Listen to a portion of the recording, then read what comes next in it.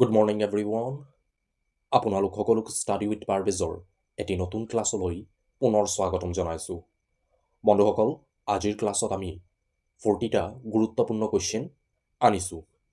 এই কুৱেশ্যনসমূহে আপোনালোকৰ আগন্তুক দিনত হ'বলগীয়া লিখিত পৰীক্ষাত যথেষ্ট সহায় কৰিব। আজিৰ ক্লাছখিনি বিশেষকৈ আমি জিঅ'গ্ৰাফী, হিষ্ট্ৰী, পলিটি আৰু কাৰেণ্ট এফেয়াৰৰ পৰা কুৱেশ্যনসমূহ আনিছোঁ। আজিৰ এই 40টা কুৱেশ্যনত কোনে কিমান স্ক'ৰ কৰিছে আমাক কমেণ্ট কৰি জনাবলৈ নাপাহৰিব। তেনেহ'লে দেৰি নকৰি আৰম্ভ কৰোঁ আজিৰ প্ৰথমটো কুৱেশ্যন। আজিৰ প্ৰথমটো কুৱেশ্যন হ'ল, ভাৰতৰ সংবিধানৰ কোনটো অনুচ্ছেদত নিৰ্বাচন আয়োগৰ বিষয়ে বৰ্ণনা কৰা হৈছে? অপশ্যন 4টা যদি আমি চাওঁ, আৰ্টিকেল 300, আৰ্টিকেল 315, আৰ্টিকেল 324, আৰ্টিকেল 326। শুদ্ধ উত্তৰ হ'ব আৰ্টিকেল 324। আৰ্টিকেল 324ত ভাৰতৰ নিৰ্বাচন আয়োগৰ গঠন ক্ষমতা আৰু কাৰ্যাৱলীৰ বিষয়ে বৰ্ণনা কৰা হৈছে। Next question number 2। শেহতীয়াকৈ 2024 চনৰ কোনজন অভিনেতাক দাদা চাহেব ফাল্কে বঁটাৰে সন্মানিত কৰা হৈছে? অপশ্যন 4টাৰ ভিতৰত শুদ্ধ উত্তৰটো হ'ব মিথুন চক্ৰৱৰ্তী।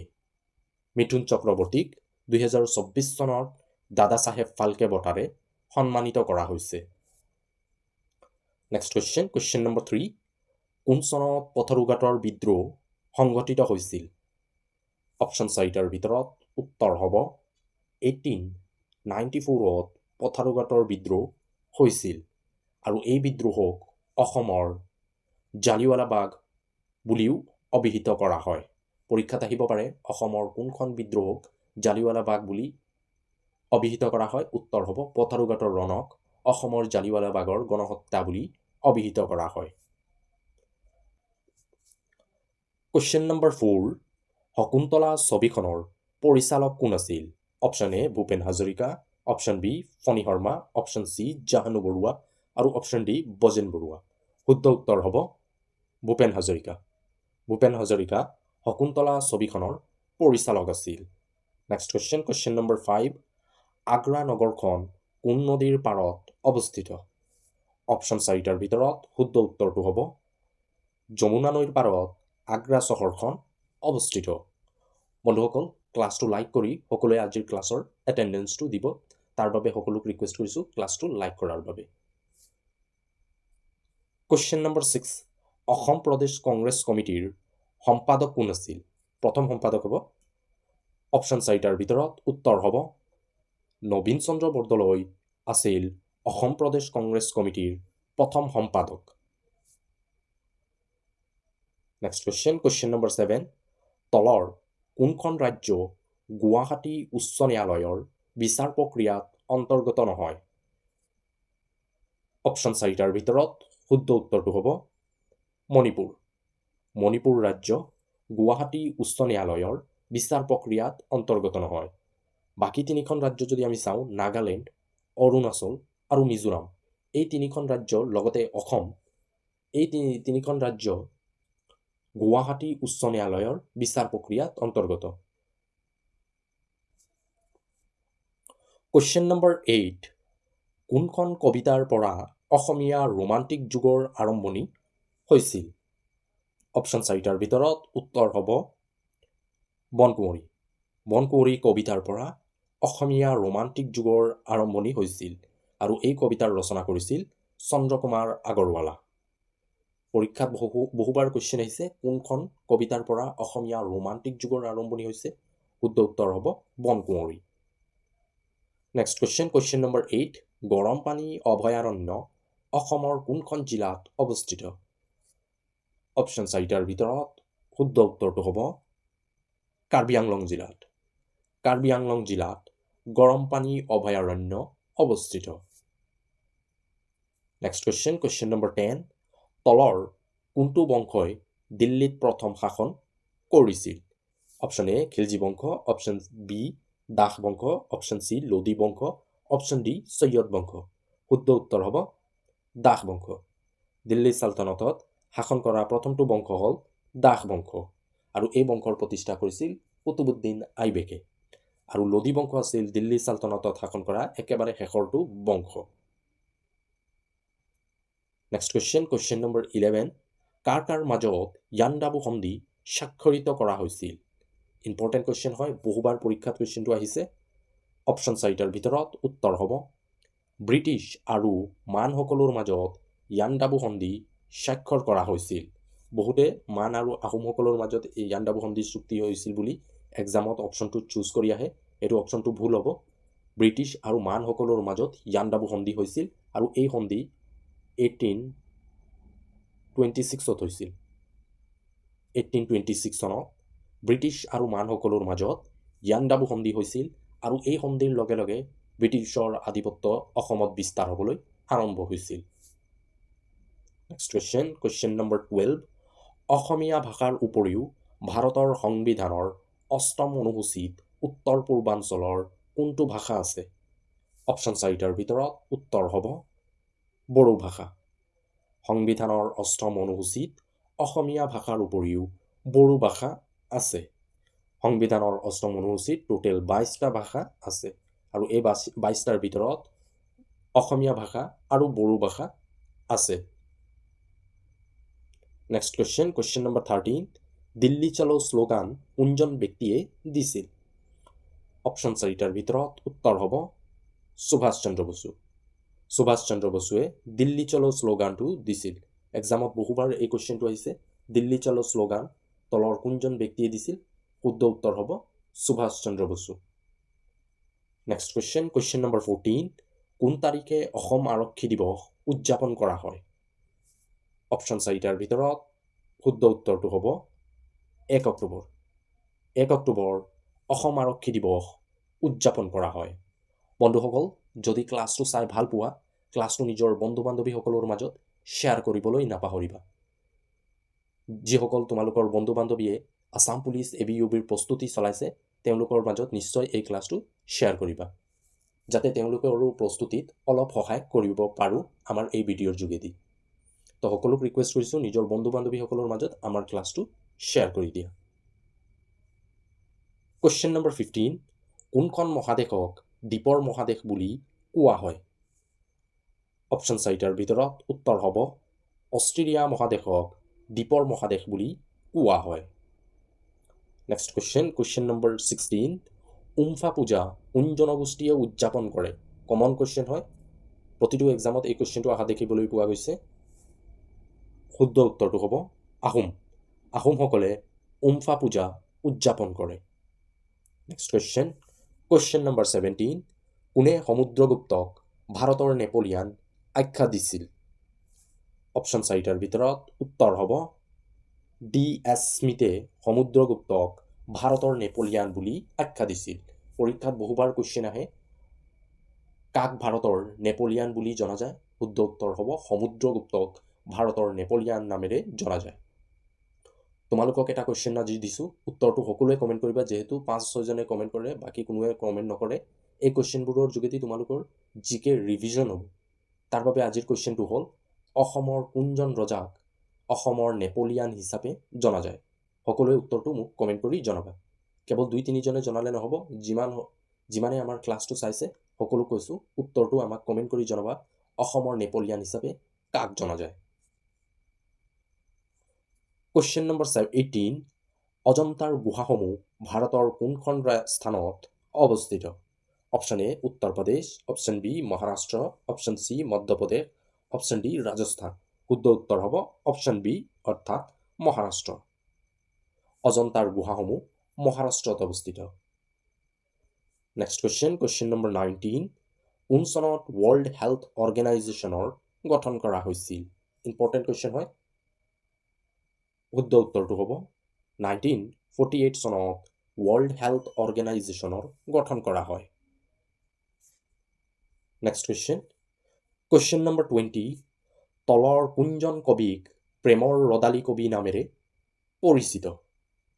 অপশ্যন 4টাৰ ভিতৰত উত্তৰ হ'ব হীৰেণ ভট্টাচাৰ্যক প্ৰেমৰ ৰদালি কবি নামেৰে জনা যায়।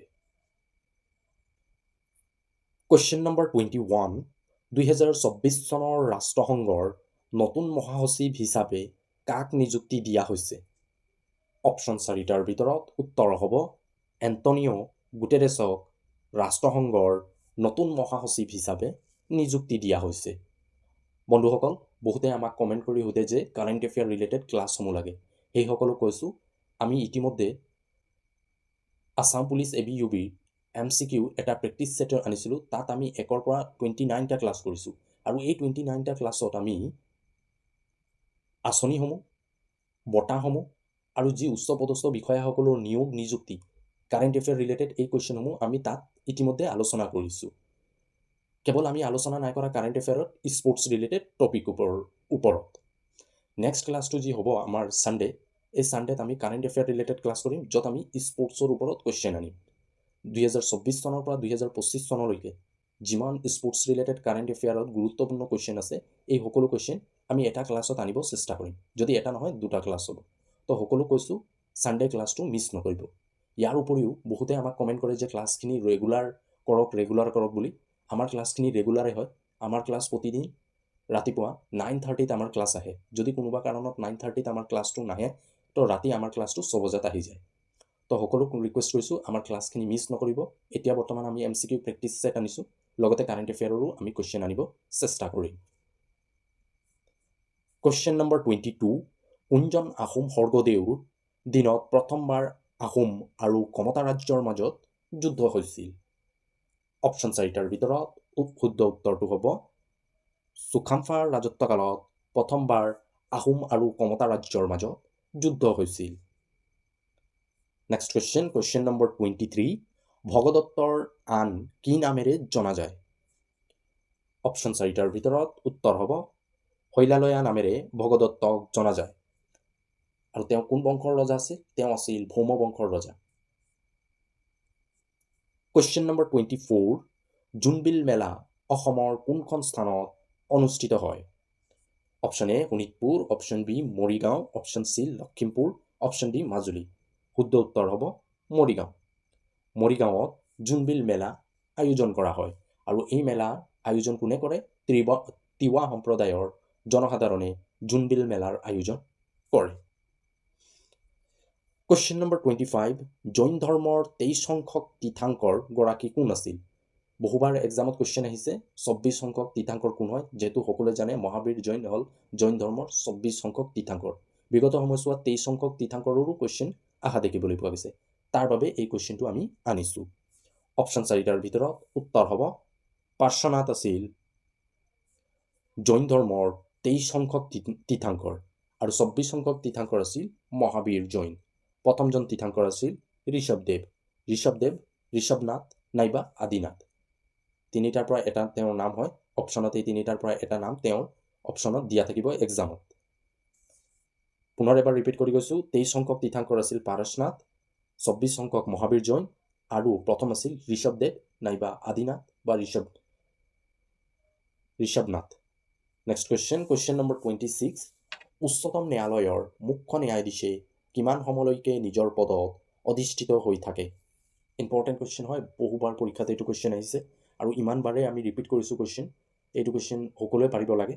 শুদ্ধ উত্তৰ হ'ব 65। উচ্চতম ন্যায়ালয়ৰ মুখ্য ন্যায়াধীশে 65 বছৰলৈকে তেওঁ নিজৰ পদত অধিষ্ঠিত হৈ থাকে। যদি উচ্চ ন্যায়ালয়ৰ কয়, উচ্চ ন্যায়ালয়ৰ হ'লে 62। মনত ৰাখিবা, এক্সামত বহুবাৰ এই কুৱেশ্যনটো আহিছে। কুৱেশ্যন নম্বৰ 27, উষাৰ বান্ধৱীগৰাকীৰ নাম কি আছিল? ভানুমতী, অম্বিকা, চিত্ৰলেখা, ৰাজ্যমতী। শুদ্ধ উত্তৰটো হ'ব চিত্ৰলেখা। বহুবাৰ এই কুৱেশ্যনটো এক্সামত আহিছে, উষাৰ বান্ধৱীগৰাকীৰ নাম কি হয়? উত্তৰ হ'ব চিত্ৰলেখা। কুৱেশ্যন নম্বৰ 28, কোহিমা কোন ৰাজ্যৰ ৰাজধানী হয়? যদি আমি চাওঁ, মেঘালয়ৰ ৰাজধানী শ্বিলং হয়। তো অপশ্যন মেঘালয়টো নহয়। বাকী থাকিলে তিনিটা অপশ্যন। যদি আমি চাওঁ, অৰুণাচলৰ ৰাজধানী ইটানগৰ, তেনেহ'লে কোহিমাটো নহয়। থাকিলে দুটা অপশ্যন। মণিপুৰৰ ৰাজধানী কি হ'ব? মণিপুৰৰ ৰাজধানী ইম্ফল। থাকি গ'ল নাগালেণ্ড। তো কোহিমা হ'ল নাগালেণ্ডৰ ৰাজধানী। যেতিয়া MCQ কিছুমান কুৱেশ্যনত তোমালোকে অলপ ডাউট থাকে, তেনে ক্ষেত্ৰত এনেধৰণৰ কাটিব চেষ্টা কৰিবা। এনেধৰণৰ কাটিলেও এই উত্তৰটো ওলাই আহি যায় বহু সময়ত। বাকী অপশ্যনখিনি অলপ জানিব লাগে। আৰু এনে টোক্কা মাৰি লাভ নাই। যদি 4টা অপশ্যনৰ বিষয়ে জানিছা, তেনে ক্ষেত্ৰত তাৰ ক্ষেত্ৰত যদি তুমি তুক্কা মাৰা সেইটো তুক্কাটো ৰাইট হৈ যায়। যদি চাৰিটা অপশ্যন নাজানাই এনেই তুক্কা মাৰি লাভ নাই, সেইটো মাৰ্কছটো এনেই যাব। আৰু যদি নেগেটিভ মাৰ্কছ থাকে তেনেহ'লেতো আৰু প্ৰব্লেম হ'ব, যিহেতু আছাম পুলিচত নেগেটিভ মাৰ্ক নাই। কুৱেশ্যন নম্বৰ 29, নৰনাৰায়ণৰ আন এটা নাম কি আছিল? অপশ্যন চাৰিটাৰ ভিতৰত শুদ্ধ উত্তৰটো হ'ব মল্লদেৱ। নৰনাৰায়ণৰ আন এটা নাম হ'ল মল্লদেৱ। নেক্সট কুৱেশ্যন নম্বৰ 30, উত্তৰ পূৰ্বাঞ্চলৰ আটাইতকৈ ডাঙৰ ৰাষ্ট্ৰীয় উদ্যানখনৰ নাম কি হয়? অপশ্যন চাৰিটাৰ ভিতৰত উত্তৰ হ'ব কাজিৰঙা নহয়, উত্তৰ হ'ব নামদফা। নামদফা ৰাষ্ট্ৰীয় উদ্যান উত্তৰ পূৰ্বাঞ্চলৰ আটাইতকৈ ডাঙৰ ৰাষ্ট্ৰীয় উদ্যান হয়, আৰু এই নামদফা ৰাষ্ট্ৰীয় উদ্যানখন অৰুণাচলত অৱস্থিত। কুৱেশ্যন নম্বৰ 31, আয়তনৰ ফালৰ পৰা অসমৰ আটাইতকৈ সৰু জিলাখনৰ নাম কি হয়? অপশ্যন চাৰিটাৰ ভিতৰত শুদ্ধ উত্তৰটো হ'ব দক্ষিণ শালমাৰা মানকাছাৰ আয়তনৰ ফালৰ পৰা আটাইতকৈ সৰু জিলা হয় অসমৰ। নেক্সট কুৱেশ্যন নম্বৰ 32, কোন চনত মানাহ ৰাষ্ট্ৰীয় উদ্যানখনক বাঘ সংৰক্ষিত বনাঞ্চল হিচাপে ঘোষণা কৰা হৈছিল? অপশ্যন চাৰিটাৰ ভিতৰত উত্তৰ হ'ব 1973 চনত মানাহ ৰাষ্ট্ৰীয় উদ্যানক বাঘ সংৰক্ষিত বনাঞ্চল হিচাপে ঘোষণা কৰা হৈছিল। বন্ধুসকল, আছাম পুলিচৰ জিকে ছেকশ্যনৰ পৰা আটাইতকৈ বেছি কুৱেশ্যন যদি আমি চাওঁ হিষ্ট্ৰীৰ পৰা আহে। হিষ্ট্ৰী, জিঅ'গ্ৰাফী, পলিটি, এই তিনিটা টপিকৰ পৰা বেছিকৈ কুৱেশ্যন আহে। এই তিনিটা টপিক আমি ইতিমধ্যে আলোচনা কৰিছোঁ। লগতে অসমীয়া সাহিত্য সাহিত্যিক আলোচনী আৰু অসমৰ জাতি জনগোষ্ঠীৰ সাজপাৰ, তেওঁলোকৰ আহাৰ সম্ভাৰ আৰু তেওঁলোকৰ পৰম্পৰাগত গীত, এইসমূহৰ পৰাও জিকে ছেকশ্যনত বেছি কুৱেশ্যন অহা দেখিবলৈ পোৱা গৈছে। তো এই ক্লাছসমূহ আমি ইতিমধ্যে কৰিছোঁ। যদি আপোনালোকে এই ক্লাছখিনি নাই চোৱা, যদি কোনো এটা টপিকত প্ৰব্লেম হৈছে, আমাৰ ডেছক্ৰিপশ্যনত এই ক্লাছসমূহৰ লিংক দিয়া আছে, য'ত আমি MCQ লগতে কনচেপ্ট একেবাৰে সহজ পদ্ধতিৰে আলোচনা কৰিছোঁ, যাতে বুজিবলৈ সুবিধা হয়। আৰু এই ক্লাছসমূহত যিসমূহ আমি MCQ আলোচনা কৰিছোঁ, এইসমূহ MCQ আপোনালোকৰ আগন্তুক দিনত পৰীক্ষাৰ বাবে খুবেই জৰুৰী হয়। যদি ক্লাছখিনি নাই চোৱা, সকলোকে ৰিকুৱেষ্ট কৰিছোঁ ক্লাছখিনি এবাৰ চোৱাৰ বাবে। কুৱেশ্যন নম্বৰ 33, শালস্তম্ভ বংশৰ অন্তিমগৰাকী ৰজা কোন আছিল? শুদ্ধ উত্তৰ হ'ব ত্যাগসিংহ। ত্যাগসিংহ আছিল শালস্তম্ভ বংশৰ শেষজন ৰজা। শালস্তম্ভ বংশৰ প্ৰতিষ্ঠা শালস্তম্ভই কৰিছিল। কুৱেশ্যন নম্বৰ 34, কোন চনত এলাহাবাদ সন্ধি স্বাক্ষৰ কৰা হৈছিল? অপশ্যন চাৰিটাৰ ভিতৰত উত্তৰ হ'ব 1765 চনত এলাহাবাদৰ সন্ধি স্বাক্ষৰ কৰা হৈছিল। এই সন্ধি কাৰ কাৰ মাজত হৈছিল? এই সন্ধি ব্ৰিটিছ আৰু মোগলৰ মাজত হৈছিল। 1765 চনত এলাহাবাদ সন্ধি স্বাক্ষৰ কৰা হৈছিল। কুৱেশ্যন নম্বৰ 35, ভাৰতৰ ৰাষ্ট্ৰপতিক কোনে শপত বাক্য পাঠ কৰোৱায়? অপশ্যন এ উপৰাষ্ট্ৰপতি, অপশ্যন বি প্ৰধানমন্ত্ৰী, অপশ্যন চি উচ্চতম ন্যায়ালয়ৰ মুখ্য ন্যায়াধীশ, অপশ্যন ডি ৰাজ্যপাল। ৰাজ্যপালটো নহয়, বাকী তিনিটাৰ ভিতৰত শুদ্ধ উত্তৰ হ'ব উচ্চতম ন্যায়ালয়ৰ মুখ্য ন্যায়াধীশে ভাৰতৰ ৰাষ্ট্ৰপতিক শপত বাক্য পাঠ কৰোৱায়। কুৱেশ্যন নম্বৰ 36, কোনজন আহোম স্বৰ্গদেউক ভগনীয়া ৰজা নামেৰে জনা যায়? অপশ্যন চাৰিটাৰ ভিতৰত উত্তৰ হ'ব চুতামলা। চুতামলাক ভগনীয়া ৰজা নামেৰে জনা যায়। তেওঁৰ হিন্দু নাম আছিল জয়ধ্বজ সিংহ। মিৰ জুমলাৰ গড়গাঁও আক্ৰমণৰ সময়ত তেওঁ পলায়ন কৰিছিল, যাৰ বাবে তেওঁক ভগনীয়া ৰজা নামেৰে জনা যায়। কুৱেশ্যন নম্বৰ 37, কোনখন মহাদেশত আটাইতকৈ বেছি জনসংখ্যাৰ অৱস্থিতি? অপশ্যন এ এছিয়া মহাদেশ, অপশ্যন বি আফ্ৰিকা মহাদেশ, অপশ্যন চি ইউৰোপ মহাদেশ আৰু অপশ্যন ডি এণ্টাৰ্কটিকা মহাদেশ। শুদ্ধ উত্তৰ হ'ব এছিয়া মহাদেশ। 7খন মহাদেশৰ ভিতৰত আটাইতকৈ বেছি জনসংখ্যাৰ বাসস্থান এছিয়া মহাদেশত দেখিবলৈ পোৱা যায়। এছিয়া মহাদেশ জনসংখ্যাৰ ফালৰ পৰা প্ৰথম, লগতে আয়তনৰ ফালৰ পৰাও প্ৰথম হয়। 7খন মহাদেশৰ ভিতৰত আটাইতকৈ ডাঙৰ মহাদেশ এছিয়া হয়। 7খন মহাদেশৰ ভিতৰত জনসংখ্যাৰ বাসস্থান আটাইতকৈ বেছি এছিয়া মহাদেশত দেখিবলৈ পোৱা যায়। দুটা ক্ষেত্ৰত এছিয়া মহাদেশ প্ৰথম। কুৱেশ্যন নম্বৰ 38, কোনে হৰ্ষ চৰিত্ৰৰ ৰচনা কৰিছিল? অপশ্যন 4টাৰ ভিতৰত উত্তৰ হ'ব বাণভট্টই হৰ্ষ চৰিত্ৰৰ ৰচনা কৰিছিল। Next question number 39। কোনজন আহোম স্বৰ্গদেউৰ দিনত শিৱদৌলৰ নিৰ্মাণ কৰা হৈছিল? অপশ্যন 4টাৰ ভিতৰত উত্তৰ হ'ব শিৱসিংহৰ ৰাজত্বকালত শিৱদৌলৰ নিৰ্মাণ কৰা হৈছিল। আৰু কোনে এই শিৱদৌলৰ নিৰ্মাণ কৰিছিল? বৰৰজা অম্বিকাই শিৱদৌলৰ নিৰ্মাণ কৰিছিল। Question number 40। আজিৰ শেষৰটো কুৱেশ্যন হ'ল হেমকোষৰ ৰচনা কোনে কৰিছিল? অপশ্যন 4টাৰ ভিতৰত উত্তৰ হ'ব হেমচন্দ্ৰ বৰুৱাই হেমকোষৰ ৰচনা কৰিছিল। আৰু এই হেমকোষখন প্ৰকাশ পাইছিল 1900 চনত। তো বন্ধুসকল, আজিৰ ক্লাছত আমি এই 40টা কুৱেশ্যন আলোচনা কৰিছিলোঁ। এই 40টা কুৱেশ্যনে আপোনালোকৰ আগন্তুক দিনত পৰীক্ষাৰ বাবে যথেষ্ট সহায় কৰিব। আজিৰ এই 40টা কুৱেশ্যনত আপোনালোকে কিমান স্ক'ৰ কৰিছে আমাক কমেণ্ট কৰি জনাবলৈ নাপাহৰিব। যদি ক্লাছত কিবা ডাউট থাকে সেই ডাউটটো আমাক কমেণ্ট কৰিবলৈ নাপাহৰিব। বন্ধুসকল, এটা ক্লাছ প্ৰস্তুত কৰিবৰ বাবে আমি বহু কষ্ট কৰিবলগীয়া হয়। তাৰ বাবে সকলোক ৰিকুৱেষ্ট কৰিছোঁ, ক্লাছটো লাইক কৰাৰ লগে লগে নিজৰ বন্ধু বান্ধৱীসকলৰ মাজত ক্লাছটো শ্বেয়াৰ কৰি দিব। ইয়াৰ উপৰিও যিসকলে আজি প্ৰথমবাৰ আমাৰ চেনেলত ভিজিট কৰিছে সেই সকলোক ৰিকুৱেষ্ট কৰিছোঁ আমাৰ চেনেলটোক ছাবস্ক্ৰাইব কৰি থোৱাৰ বাবে। কাৰণ আমি এই চেনেলত অসমৰ প্ৰতিটো প্ৰতিযোগিতামূলক পৰীক্ষাৰ গুৰুত্বপূৰ্ণ টপিকসমূহ আলোচনা কৰাৰ লগে লগে মক টেষ্ট আৰু বিভিন্ন ধৰণৰ আপোনালোকৰ এক্সামত সহায় কৰাৰ বাবে আমি ইয়াত ক্লাছ আনো। যদি আজিৰ ক্লাছটো চাই ভাল পোৱা, ক্লাছটো লাইক কৰি দিবা আৰু নিজৰ বন্ধু বান্ধৱীসকলৰ মাজত শ্বেয়াৰ কৰি দিবা। আজিলৈ ইমানেই আছিল। পুনৰ লগ পাম আমি আমাৰ অন্য এটি ক্লাছলৈ। Thank U.